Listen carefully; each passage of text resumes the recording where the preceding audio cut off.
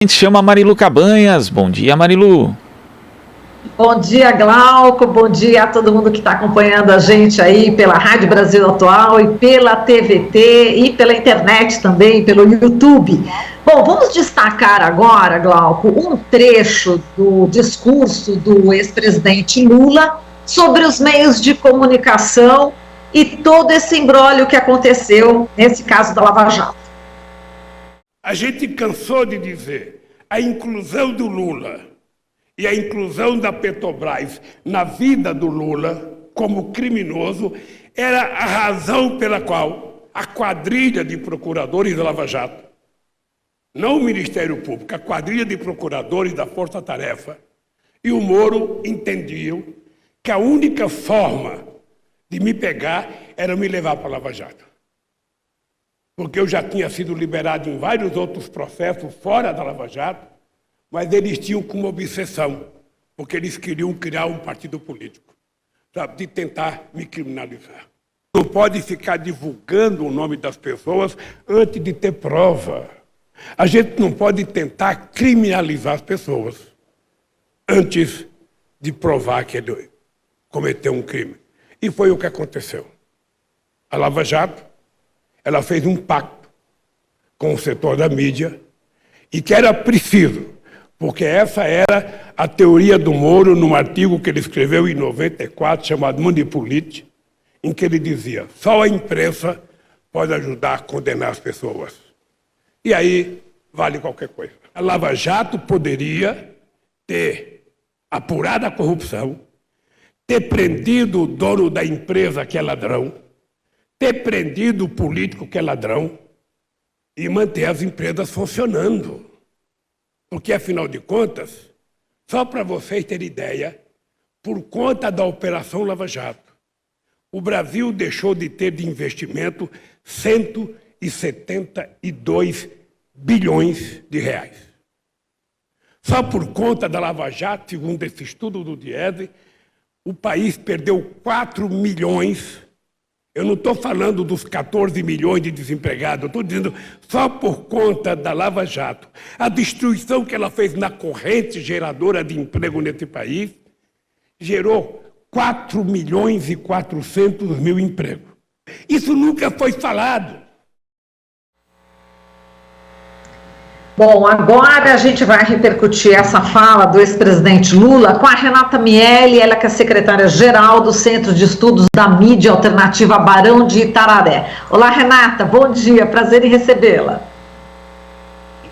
Bom dia, Marilu, um prazer estar aqui com vocês para falar sobre um tema tão importante, né?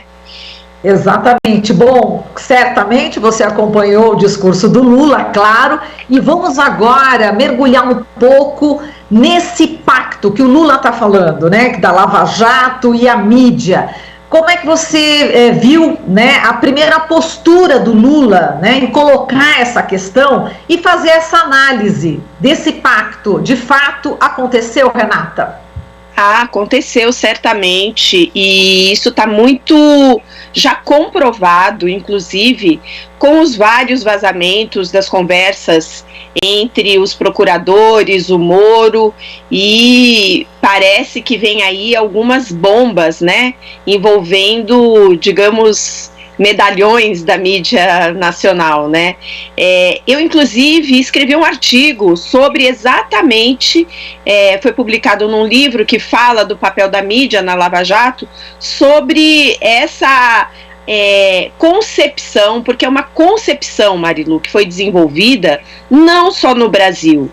Isso já vem sendo adotado como tática política de um setor da justiça em outros países, e o Lula cita a Operação Mãos Limpas, né, que aconteceu na Itália, aonde o Moro ele faz um artigo se inspirando nos métodos de combate à corrupção que foram adotadas nessa operação italiana. E lá eles falam, né, nesse artigo o Moro fala como houve essa articulação portanto, exatamente um consórcio entre o setor judiciário e os meios de comunicação para criar uma comoção social em torno de uma agenda, formando uma opinião pública favorável às condenações que estavam em curso na operação na Itália. E ele aplica isso aqui de uma maneira cirúrgica e eu diria até mais elaborada, né, aqui no Brasil. Exato. Renata, vamos falar da Globo agora?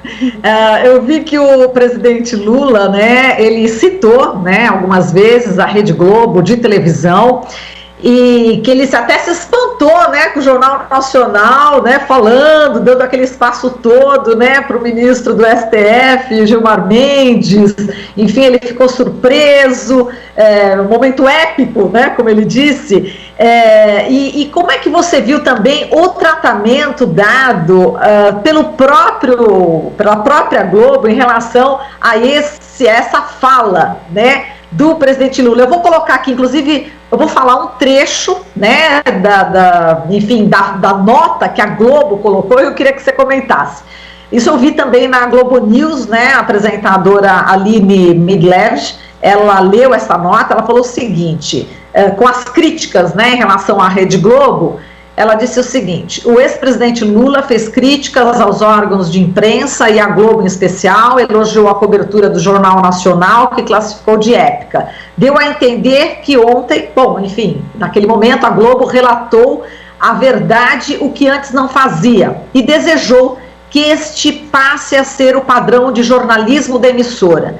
O ex-presidente está errado. O jornalismo da Globo se dedica a relatar os fatos e buscar a verdade, vai continuar a fazê-lo, mas não somente os fatos e as verdades que lhe sejam favoráveis.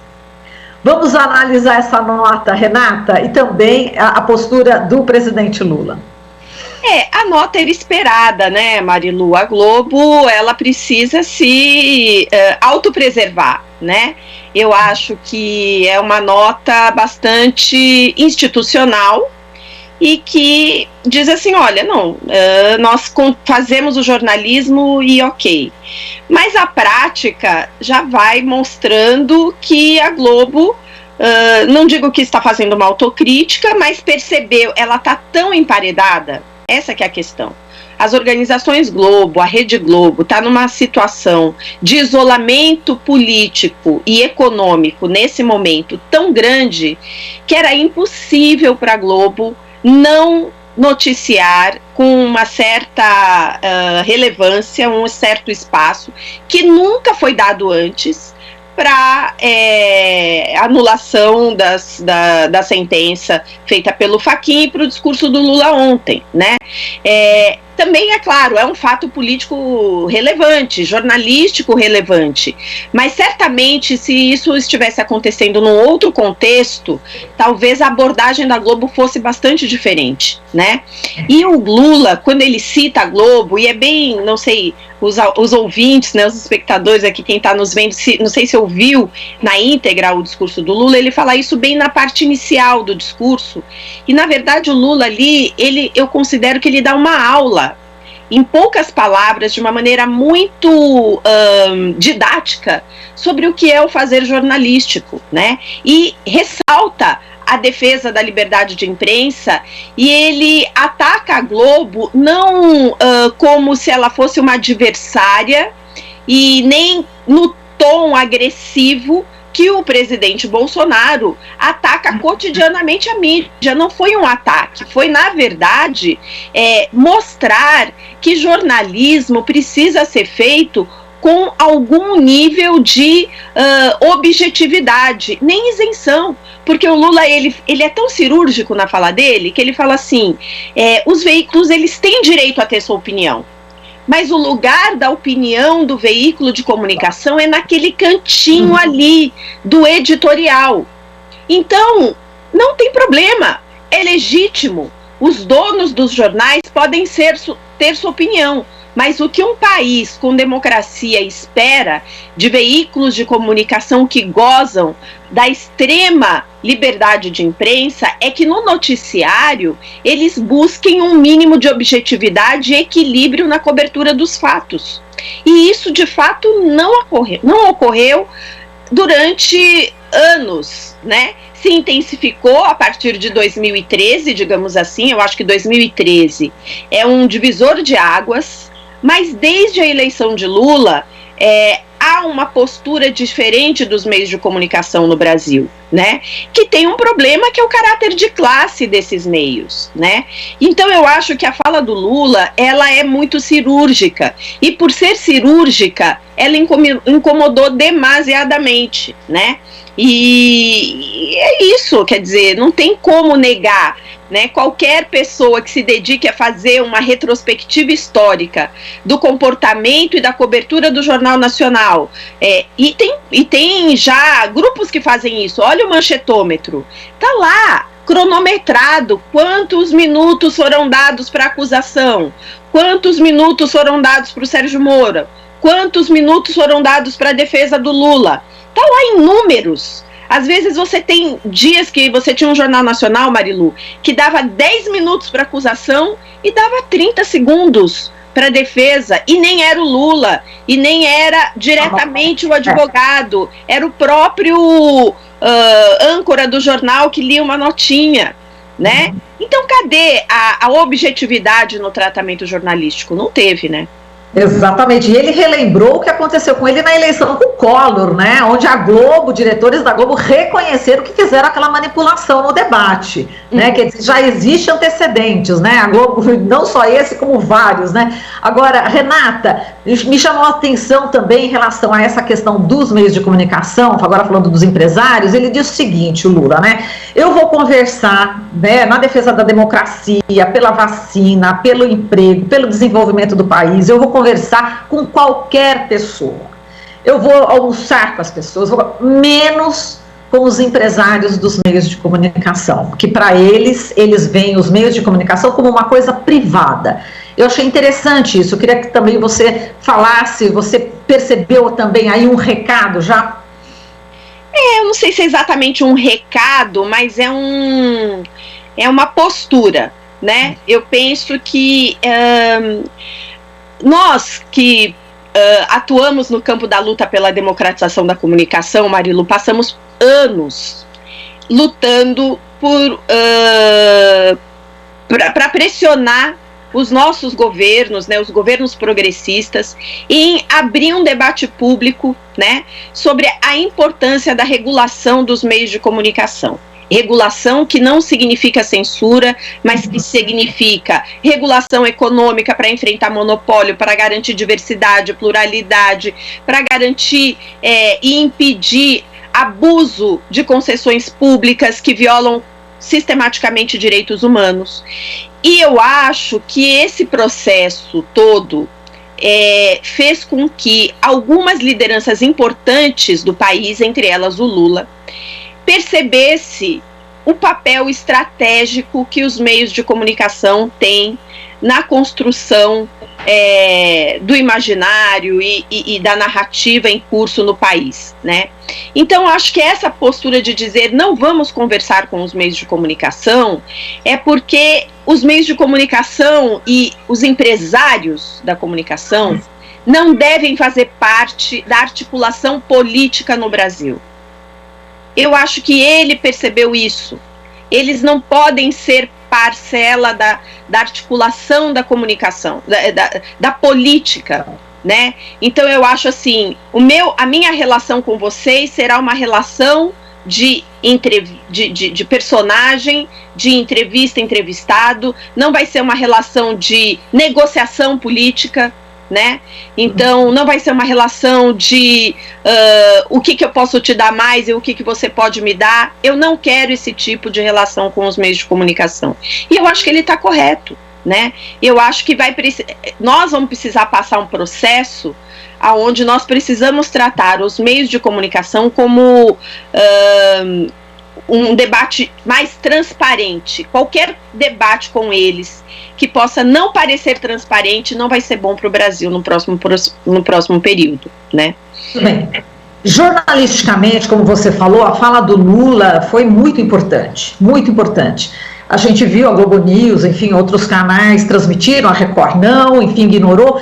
De qualquer forma, hoje eu estou acompanhando aqui, né, os meios de comunicação, não sei se você conseguiu fazer isso, mas desde madrugada, né, até por conta do meu trabalho, já fiquei acompanhando, ouvindo rádio também, e justamente desse grupo Globo. E não teve muita repercussão. Eu estou acompanhando aqui, agora sim, nesse momento, eu estou fazendo ao vivo aqui com você, e agora sim, o primeiro discurso do ex-presidente Lula após agora entrou. Mas não teve a fala, não mostraram o Lula em vários momentos, entende? Enfim, a repercussão já está mais, senti que está um pouco, hoje já está mais frio, né, o noticiário, nessa grande mídia. E como é que você acha que vai se dar agora, daqui para frente, né, essa cobertura, enfim, porque o Lula agora é um personagem na política central, né, a partir de agora até 2022. Como você acha que vai ser essa relação? Vai ser dado mais espaço para quem quer ir contra Lula? Como é que você imagina aí, Renata? Então, Marilu, eu não li esses dias o editorial do Globo. Então eu não li o editorial do Globo. Tá. Mas eu li, e você deve ter lido também, e muitos que estão aqui nos ouvindo, os editoriais do Estadão e da Folha. Eu acho que o tom é o tom do editorial do Estadão e da Folha. Eu acho que o que aconteceu essa semana foi um pouco na seguinte perspectiva. É um fato. Nós não podemos ignorar esse fato, mais uma vez. Nossa chapa está quente, né? Nós estamos ali, esses grandes veículos, eles aos poucos começam a perder a credibilidade, já tem a credibilidade corroída, e nós somos, em certa medida, alvo dos ataques também, porque eles participaram diretamente, em particular a Globo. Então, nós precisamos dar algum tipo de repercussão para o que aconteceu essa semana. Mas a minha aposta é que, editorialmente, os meios de comunicação vão tentar, a todo custo, manter uma narrativa que eles já começaram, de tentar traçar um sinal de igual, fazer uma equiparação entre Lula e Bolsonaro. Ou seja, é aquele discurso que é uma forçação de barra imensa, né? Que é o negacionismo, a extrema-direita, a ultradireita, o autoritarismo, a violação de direitos humanos, o armamento, ou seja, tudo que representa o Bolsonaro é a mesma coisa do que o Lula. Então isso, o editorial do Estadão é horrível. Primeiro, assim, um jornal que se preze é tanto adjetivo no mesmo texto, né, que a gente aprende, né, que os adjetivos precisam ser usados cirurgicamente. Tá certo, como disse o Lula, ali é o quadradinho da opinião do jornal, mas as palavras usadas naquela opinião ali mostram que o jogo vai ser duro para o Lula, né? Então eu não espero um tratamento diferenciado. Né? Eu acho que eles podem dar algum espaço. O Lula é uma personalidade política, ele aparece forte nas pesquisas de intenção de voto, não poderia ser diferente, porque ele tem um recall imenso, ele tem um legado, né? Mas eu não acredito num tratamento muito diferente do que foi dispensado ao longo dos anos. Não trataram ele com dignidade quando ele era presidente da República. Por que vão tratar ele com dignidade agora, né? Eu acho que é preciso que a gente reflita e acompanhe, né? Posso estar errada. Espero que a mídia faça a sua autocrítica. Todo mundo exige, né? Tem até um meme rolando hoje, né? O PT precisa fazer autocrítica, o PT precisa fazer autocrítica. Vamos ver se a mídia vai fazer a sua autocrítica do estrago que ela fez para a democracia, para a economia, para as vidas dos brasileiros, né? Porque tudo que está acontecendo hoje, em parte, está na conta desses empresários de mídia do Brasil. Perfeito, Renata. Bom, a gente agradece aqui a sua análise. Um forte abraço para você, viu, Renata? Obrigada. Você também, Marilu, se cuida. Beijo para todo mundo. Cuida, beijo. A gente falou aqui com a Renata Miele, secretária-geral do Centro de Estudos da Mídia Alternativa Barão de Itararé. Você está ouvindo Jornal Brasil Atual. As notícias que os outros não dão.